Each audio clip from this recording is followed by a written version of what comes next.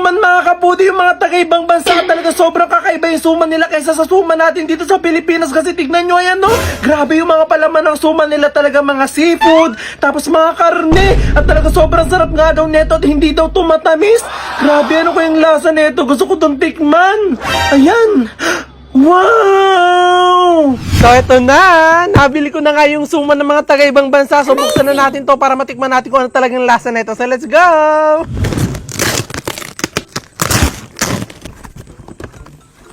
Ayan, hala, ganito yung mga itsura. Dami ko palang na-order. Halos lahat ata ng flavor na-order ko.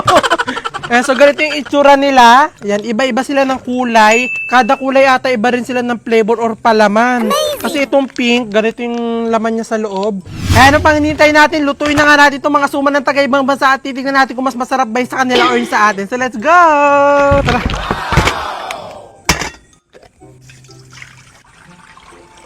Ayan, so mukhang hindi na natin siya tatanggalin sa plastic kapag nilagay natin siya dito. Ayan, tsaka na siguro natin siya tatanggalin sa plastic kapag mainit na siya.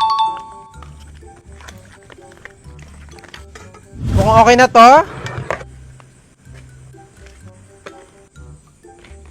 Ayan, so ito na nga, nailuto na nga natin itong lahat nga ng flavor. Hindi ko na nga niluto lahat ngayon kasi ako lang naman ang titikim. So titikman natin to isa-isa. So let's go. So itong orange muna titikman natin.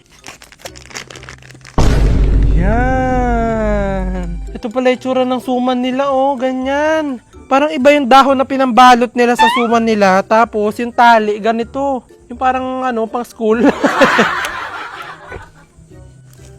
Parang suman nga.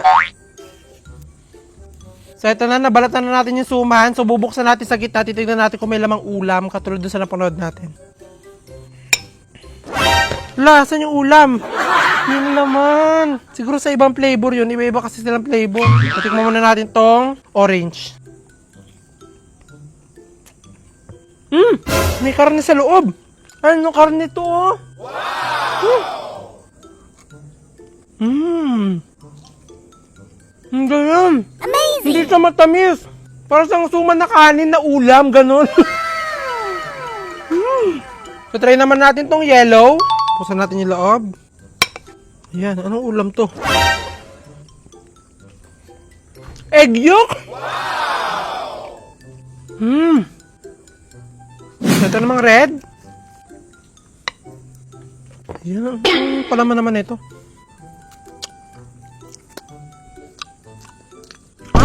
May palaman sa dates.